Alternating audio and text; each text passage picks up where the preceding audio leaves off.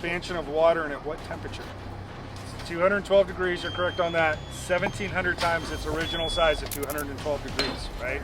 It sounds like trivial knowledge, but it gives you some depth on the bench, right? The why behind the how. When we talk about penciling, it's because those little water droplets that are coming out at 150 gallons per minute are going to expand 1,700 times. Can we all reasonably agree it was way hotter than 212 degrees in there? Yeah, that's a no-brainer, right? So that water is now expanding and becoming steam.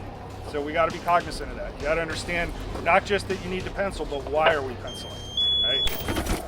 This week's one of my favorite weeks of any academy, and especially for the 2024 class. It's when we incorporate live fire into all the skills and drills. We start off the week by being in the burn connexes. We sit them down, we show them all the stages of fire, from ignition to fully developed to decay.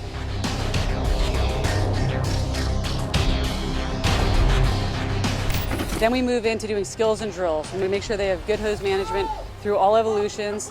We ventilate over live fire, and we have search under these conditions as well. By the end, we're incorporating all this into one big drill located at our tower where they're doing multiple companies, working multiple floors, and being able to extinguish the fire, getting ready for when they have to go online and work with companies online.